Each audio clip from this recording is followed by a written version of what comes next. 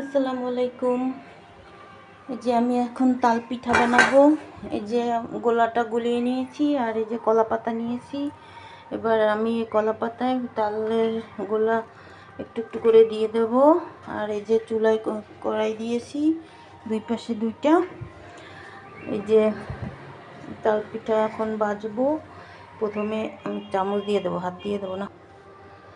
এই যে এবার আমি তালের গোলাটা নিয়ে এই যে তালের পাতার উপরে, কলা পাতার উপর রেখে এভাবে মেলে দেব, দিচ্ছি গোল করে। এই যে আমি চ্যাপটা করে এভাবে করে দিয়েছি। হাত দিয়েও দেওয়া যায়, আমি হাত দিয়ে দেবো না, চামচ দিয়ে দিলাম। এবার এভাবে করে কলা পাতাটা ভাজ দেব। এই যে এভাবে আমি সবগুলো বানাবো। এবার কড়াইটা গরম হয়ে গেছে, এবার কড়াইতে দিয়ে দেব। 2 হাত লাগবে। এই যে কড়াইতে দিয়ে দিয়েছি, এবার ঢাকনা দিয়ে দেব। এখন আমি আরেকটা বানাবো। এখন আমি আরেকটা বানিয়ে নিচ্ছি। এই গোলাটা আমি তৈরি করেছি নারকেল, গুড়, লবণ, তাল দিয়ে গুলিয়ে নিয়েছি প্রথমে, তারপরে চালের গুঁড়া দিয়ে এই গোলাটা তৈরি করেছি। তারপরে এখন আমি এভাবে গোল করে দিয়ে দেব। এভাবে করে সবগুলো বানাবো। গ্রামে তো কলা পাতা পাওয়া যায়, সহজে বানানো যায়, কিন্তু শহরে কলা পাতা পাওয়া যায় না। সেই জন্য এই তাল পিঠাটা বেশি একটা বানানো হয় না। আমি অনেক কষ্ট করে কলা পাতা 2টা সংগ্রহ করেছি, এর জন্য বানাতে পেরেছি। এই যে দেওয়া হয়ে গেছে। এবার এটা আমি এভাবে ভাজ করে এই দেব। এটাও ভাজবো। আবার এই যে আমি একটা ফ্রাই প্যান দিয়েছি। যারা শহরে থাকে তারা তো কলা পাতা পায় না, তারা করবে কি, এই যে একটা ননস্টিকের ফ্রাই প্যান দিয়ে তারপর শেষে একটু তেল ব্রাশ করে, তেলটা নিয়ে এই যে হালকা একটু তেল দিয়ে এই কলা পাতার ডগা, এটা হচ্ছে কলা পাতার ডগা, এটা দিয়ে একটু এরকম তেল ব্রাশ করে, যারা শহরে থাকে তারা তাল পিঠা খেতে চাইলে এভাবে খেতে পারে। ফ্রাই প্যানে একটু হালকা তেল ব্রাশ করে, গোলা একই থাকবে।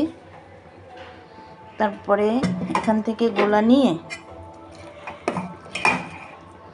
এভাবে গোল করে দিবে। আমি আস্তে করে দিয়ে দিচ্ছি একটু। এভাবে হাত দিয়ে ঘুরিয়ে ঘুরিয়ে একটু এভাবে দিবে। যারা শহরে থাকে তারা কি তাল পিঠা খাবে না কলা পাতার জন্য? তাই তারা এভাবে ফ্রাই প্যানে তাল পিঠা বানিয়ে খেতে পারে। গোলা একই থাকবে। এই যে হয়ে গেছে। এবার আমি ঢাকনা দিয়ে দেব।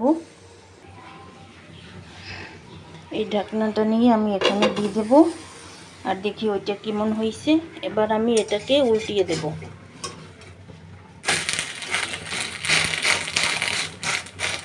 এবার আরেকটা ঢাকনা দিয়ে দেব। আরেকটা আমি অন্য ঢাকনা নিচ্ছি, এই ঢাকনাটা দিয়ে দেব।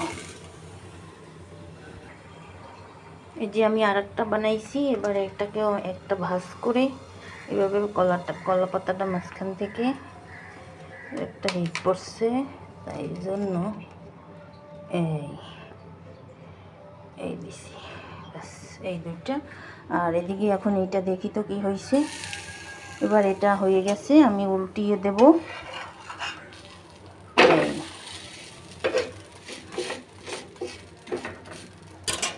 এবার আবার ঢাকনা দিয়ে দেব। আর এইটার কি খবর দেখি তো। এটাও হয়ে গেছে মনে হচ্ছে।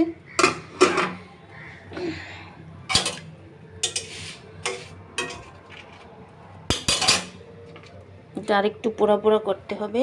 আমি আরেকটু সময় পোড়া পোড়া করে নেব এটা। এভাবে আমি সবগুলো ভেজে নেব। যে আরেকটা বানিয়েছি, এবার এটাকে আমি এভাবে মাঝখান থেকে এভাবে ভাঁজ করে দেব।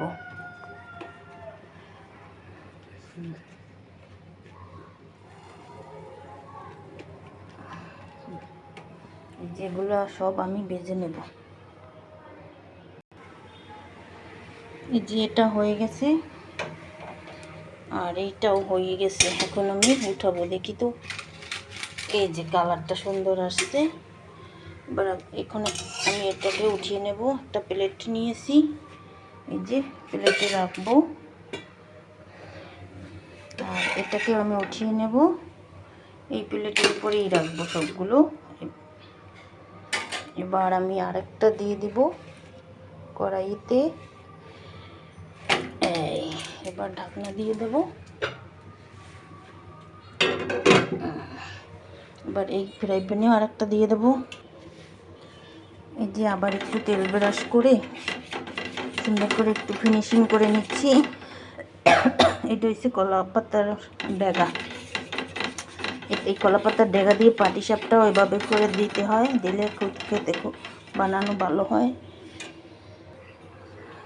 যে আরেকটা দিয়েছি, এবার ঢাকনা দিয়ে দেবো। এই যে কত সুন্দর কালার আসছে অনেক। এবার দেখি এটা উল্টিয়ে দেব। এবার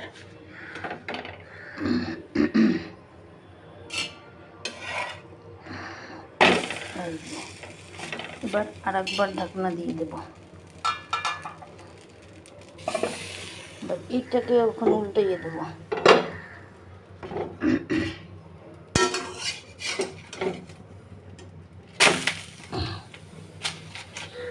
কালার কেমন আসছে! ও সুন্দর। এবার আরেকবার ঢাকনা দিয়ে দেব।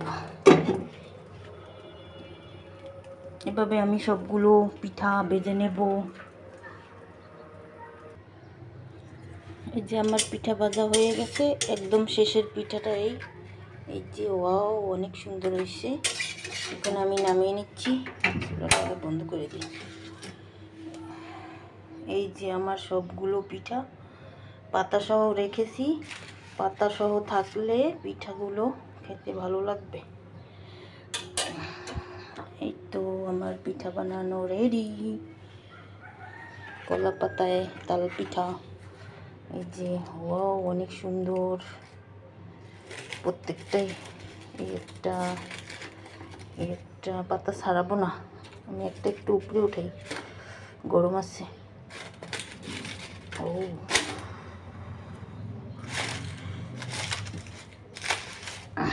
এই যে সবগুলো পিঠা আমার রেডি। এই তো, আল্লাহ হাফিজ।